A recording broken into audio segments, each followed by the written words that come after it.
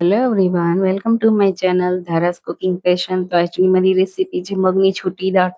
જો તમે આ દાળ એકવાર બનાવી લીધી અને એની સાથે જો ગરમ ગરમ રોટલી ખાવા મળી જાય તો ખાવાની ખૂબ મજા પડી જાય છે। અને સાથે જો કેરીનો રસ મળી જાય તો આ દાળ ખાવાની ખૂબ જ મજા પડી જાય છે। એટલી ટેસ્ટી આ દાળ બને છે। તો એના માટે મેં મગની દાળને 3 કલાક અગાઉ પલાળી લીધી હતી। તો તમે જોઈ શકો છો આપણી દાળ એકદમ મસ્ત પલળી ગઈ છે અને આને મેં 3 કલાક પલાળી છે।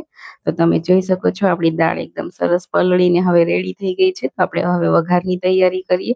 તો વઘાર કરવા માટે મેં પેનમાં તેલ ગરમ કરવા મૂકી દીધું છે અને તેલ ગરમ થાય એટલે આપણે એમાં આખું જીરું એડ કરી દેવાનું છે। અને જીરું ફૂટે પછી આપણે એમાં લીમડાના પાન અને સૂકા લાલ મરચાં એડ કરી દેવાના છે। અને પછી આપણે આદુ મરચાં અને લસણની પેસ્ટ 1 ચમચી જેટલી એડ કરી દેવાની છે અને થોડી વાર માટે સાંતળી લેવાની છે। તો પેસ્ટ સંતળાઈ જાય પછી આપણે એમાં હળદર પાવડર એડ કરી દેવાનો છે ને બરાબર મિક્સ કરી દેવાનું છે। તો પછી આપણે એમાં મગની જે પલાળેલી દાળ હતી એ એડ કરી દેવાનું છે અને ફરીથી બરાબર એકદમ સરસ મિક્સ કરી લેવાનું છે। તો એકવાર મિક્સ થઈ જાય પછી આપણે એમાં સ્વાદ મુજબ મીઠું એડ કરી દેવાનું છે અને ફરીથી બરાબર મિક્સ કરી લેવાનું છે।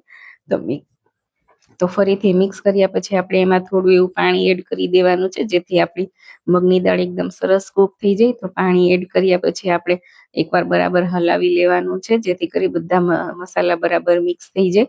તો બધું બરાબર મિક્સ થઈ જાય પછી આપણે ઢાંકણ ઢાંકીને થોડી વાર માટે એને કૂક થવા દેવાનું છે।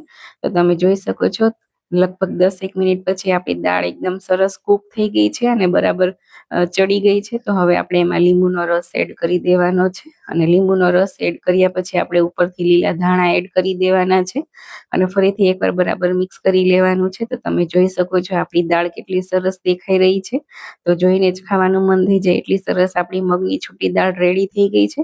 તો તમે પણ એકવાર આ રેસીપી ઘરે ટ્રાય કરજો, ચોક્કસથી ખાવાની ખૂબ મજા પડી જશે। એટલી ટેસ્ટી આ દાળ બને છે અને જો તમે સાથે ગરમ ગરમ રોટલી અને કેરીનો રસ હોય તો ખૂબ જ મજા પડી જશે આ દાળ ખાવાની તમને। તો તમે પણ એકવાર ચોક્કસથી આ રેસીપી ઘરે ટ્રાય કરજો અને મારી ચેનલ સબસ્ક્રાઈબ કરવાનું ભૂલતા નહીં। Thank you for watching my video.